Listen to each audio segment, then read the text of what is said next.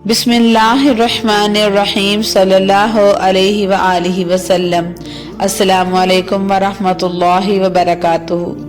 प्यारे दोस्तों, आज का वाकया एक ऐसे गुनहगार शराबी का वाकया है जिसे रात को अंधेरे में दफनाया गया। और उसको इस तरह क्यों दफनाया गया और उसको दफन करते वक्त उसकी माँ ने उसके साथ ऐसा क्या सलूक किया जिसे सुनकर आप सब हैरान रह जाएंगे। इस वाक्य को मजीद जानने के लिए हमारे साथ रहिएगा।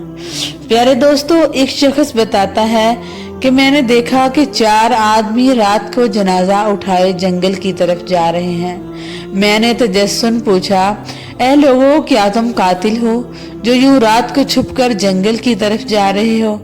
कहने लगे, ना हम कातिल हैं और ना ये मकतूल, बल्कि इसकी कब्र तैयार है और इसकी माँ इसकी कब्र के पास मौजूद है।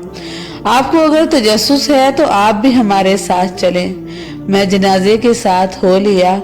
देखा तो वाकई एक ताज़ा कब्र खुदी हुई थी और एक बूढ़ी औरत वहां मौजूद थी। मैंने नमाजे जनाजा पढ़ा और मैयत को दफनाने लगे तो बूढ़ी औरत ने अपना एक सफेद बाल दिया और कहा, इसे मैयत के साथ दफना दो।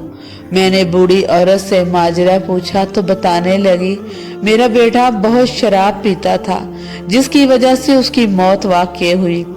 मुझे मेरे बेटे ने वसीयत की थी कि जब मैं मर जाऊं तो मुझे रात में दफन करना, क्योंकि दिन में लोग मुझ पर लान तान करेंगे। और अम्मी जान, आप अपना सफेद बाल मेरे साथ दफन कर देना, क्योंकि अल्लाह पाक को सफेद बाल वाले से हया आती है कि उसे अजाब दे।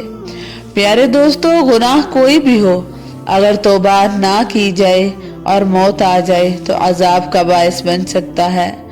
कुछ गुनाह ऐसे होते हैं जिसके करने वाले को मौत के वक्त कलमा भी नसीब नहीं होता, जैसे ज़िना, शराब वगैरह। ये मैयत तो खुशकिस्मत थी कि मरने से पहले तौबा की।